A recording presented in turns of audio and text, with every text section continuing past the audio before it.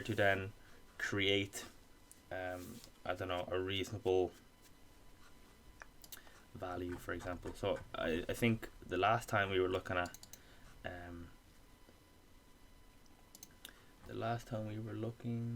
let's look at our duration maps. 55. I think this car hits 60 for a second, 60 milligrams of fuel, and it produces 250 newton meters. We'll stick in 250. Current IQ max 60 milligrams. So we're then figuring out how much fuel per torque is created, and let's say we want to produce 400 newton meter torque, and now it's suggesting we need an IQ of 96. Now that's never going to be reached, obviously. 96 milligrams is a bit ridiculous. Let's say we want to hit, that's what goes to the wheels, right? What it actually produces is, I think it produces 300 and something. Let's look at the torque map. We had that saved. Here we are. So that actually produces 278 to the crank, I'd say. 250 to the wheels. It's more realistic. That's where it limits it at. Yeah, let's just take that forward. Let's say it needs 86 milligrams to produce 400 newton meters of torque, which is probably real. So then we're going to put in 1.9. And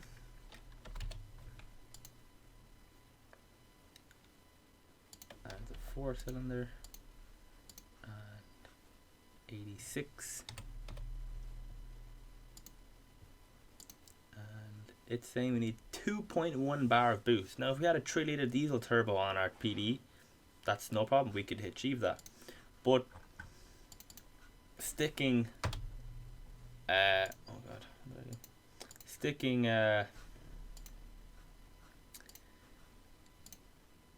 86 milligrams here, 86, and then adjusting this, so we have 2050. We want to make that, so we could just do a quick bit of maths here. We could do 2050, and we'll just do like 1.5, and then we'll do what was it? I think it was, yeah, so 3,100. Sorry, we'll do equals that multiplied by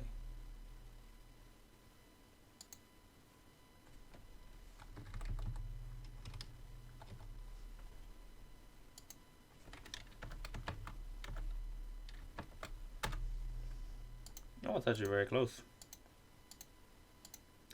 We're going to use our formulas. We're going to data, what if analysis, goal seek, set cell to 3160 by changing this. There we go. So we need 150%, no, 54% increase. So we'll do a 1200, and this is how you do it properly. Oh god. And that 54%, and we should get our, there we go. So that's how you would burn 86 milligrams of fuel with an AFR of 17.5. Let's say we don't care about the AFR, right? Let's assume we have a downpipe, we don't care about our DPF, or our DPF can't get blocked, and we just want pure rolling coal. So rolling coal would realistically be about an AFR about 15 or 14. Let's do 15.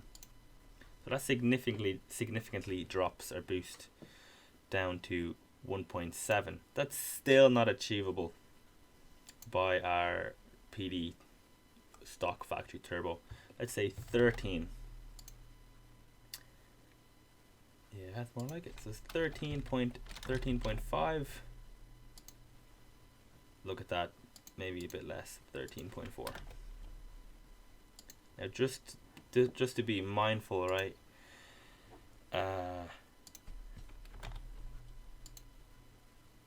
Perfect.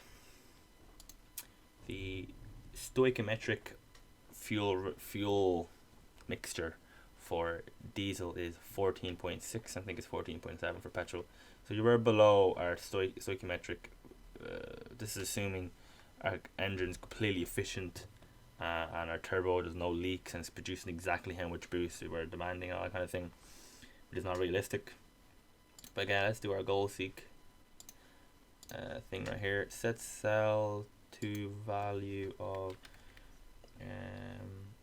2389 by changing this cell. Hit OK.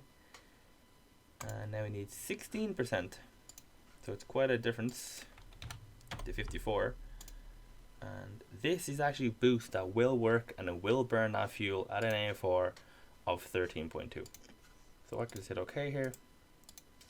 And that's it, done. Now, 86 milligrams of fuel. We need to touch on torque to IQ injection duration maps to then actually be able to produce that amount of fuel.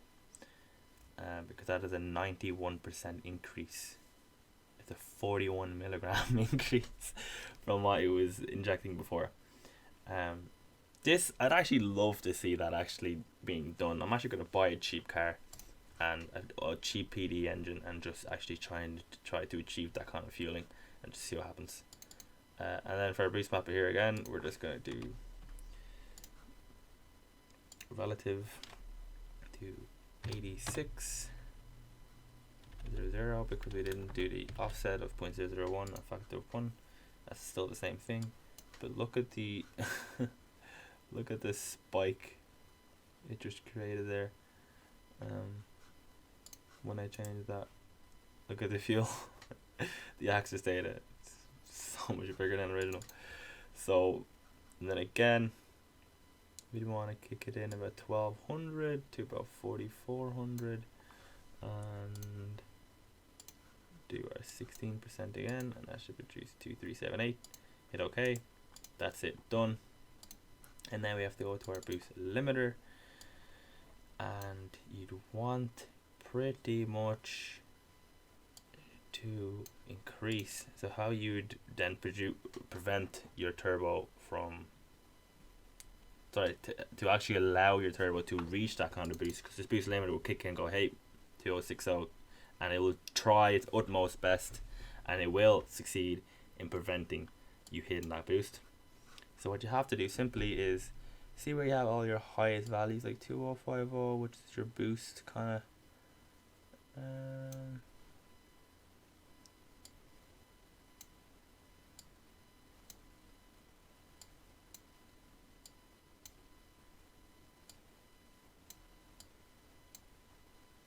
You would change all of these values to about 2400. So 2060, 20, 23, and before it was only what, 10. So we go 2390, I guess. 2390. Boom, like that, and then this hit F11 here. But this is 1500 RPM, and we are asking for a much higher boost. 1600 at pretty much 1000 RPM, and 12 where it asked for 1800. So that should actually be okay. But what you could do then is, once these values are pretty much set, your highest, right, you could grab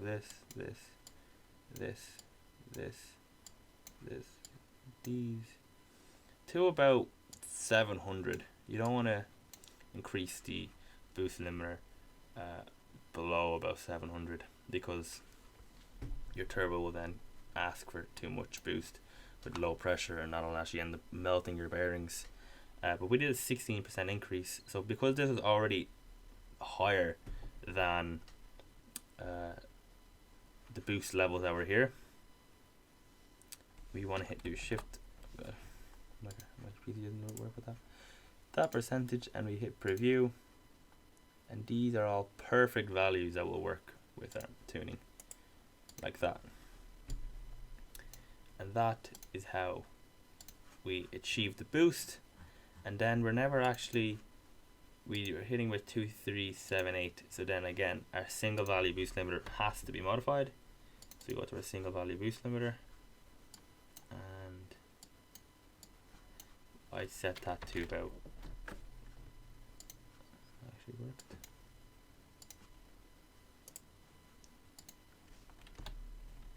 I set that to, it was what, 2370 was it?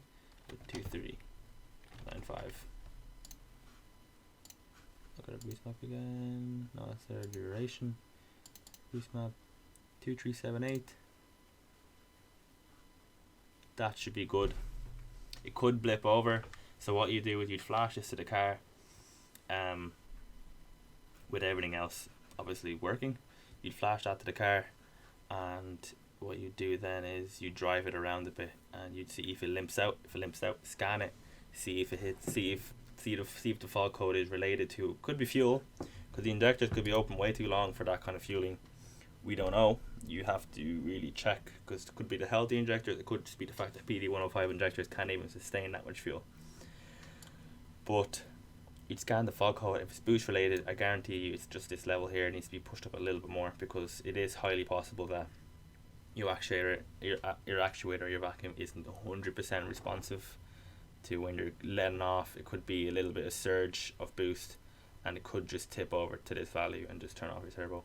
So increasing that to like 2440 or 2450 is completely fine, and that's how you would achieve that. So that's pretty much boost map limiters for EDC16, and the principle is the exact same for EDC17.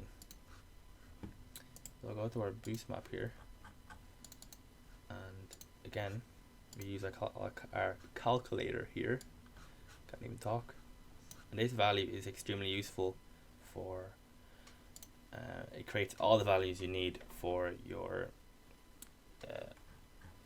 IQ limited by MAF. That's only set to 1000. Again, to reach the fueling again. So even if you did stick in that value for your boost map of 86, first your duration map wouldn't let that happen. Then your smoke maps, like limited by MAF and map, are nowhere near them values of fuel, because that's fueling right here.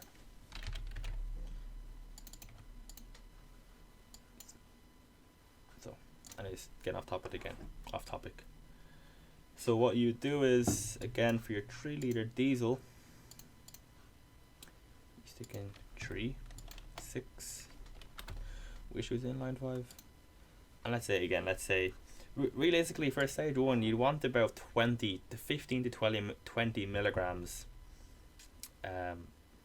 above what the car is already producing.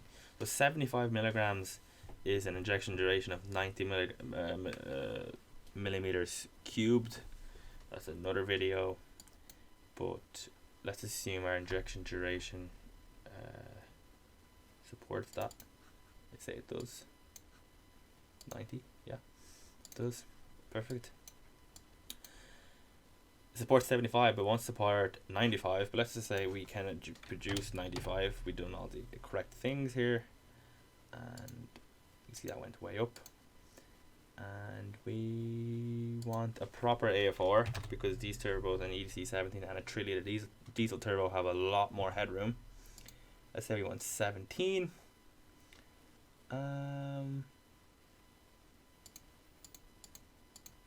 That is only 2.23 bar.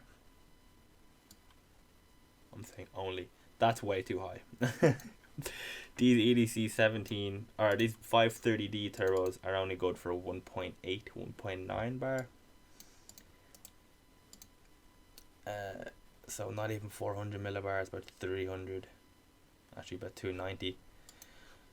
So we have to pretty much aim for a lower A4. Let's say 16. 16 is ideal. That's 2 bar. It's still too high. So 95 milligrams is unreasonable if you want a clean tune. So this is what I mean with tuners like, oh, we can make a car crazy fast. Like, yeah, it's gonna smoke like crazy. It's gonna be injecting way too much fuel. Your EGTs are gonna get way too high because you're adding to way too much fuel in contrast to the air that's being flown through the block. and you're end up melting your engine. So you can't work magic when you're tuning cars, because there's maths behind it, and if the maths adds up, then it works. If it doesn't, it doesn't. So realistically, we could increase. That's 20 milligrams above. Let's aim for 15, right? So let's do 85, right? Actually, that's 10. Let's say 90. There you go. That's actually perfect with an A416. Let's say we wanted an A417. And now we're tipping over the edge. Let's say we only do on 88 milligrams. Still tipping. 85. That's only 10 milligrams. There you go. That works, and it has a decent air fuel ratio. So what we would do with that is we would simply look for a highest value, which is what, 2610, and we do pretty much the same thing we did here before. So we got 2610, and we'll use our goal seek.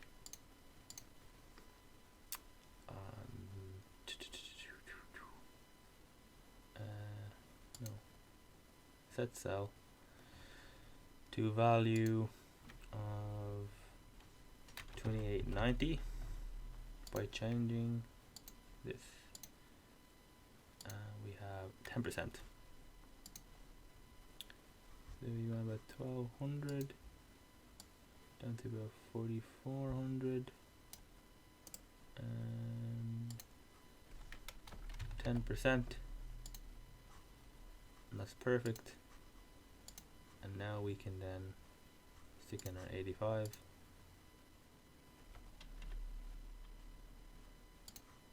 That never works. Sod 85. There you go. Now all you do is you'd make that change for that map, that map, that map, that map, that map, that map, but obviously skipping out on the that's an active map, that's an active map. Remember, as I was saying, the inactive maps, like that's an inactive map. You would leave that map alone. Then we have our boost limiter, and of course we're gonna look for our 2660s, 2650s as well, 26s really, high 25s, high 25s, 25 there again, 25, 25, 25, just pretty much 25. Those as well. Those as well. 24, 25, 26s, and then you could increase that. So you could do what we did last time, was just increase it by 10%, and that would work perfectly, because we increased our boost by 10%, increasing the limiter by 10%. It's the same difference, so it's still going to be above by the same difference it was before with the stock levels. But that would work completely fine, like that. And that you set, and there is no single value boost limiter at the end like the EDC16s. It's the same. So that's pretty much how you'd remap, and how you do the fueling, and how you do the calculations. I have this Excel sheet for sale on the website. It's on the website there. I'll have the link in the description, and it also is a great calculator for calculating how much fuel you need to produce the actual amount of power you want. And then it'll also let you know that if the power that you want is unrealistic because your boost won't support it, and that's when you know you need a turbo upgrade. So this is the correct way of tuning. It's using maths, using Excel, just throwing percentages over boost maps and over ECUs and all that kind of thing is how you get a dirty map with high EGTs, and probably it will kill your car over time. I hope you found this video helpful. Next video is going to be our torque to IQ. So the demanded torque and how much fuel it actually asks for, and how to modify that in the correct way.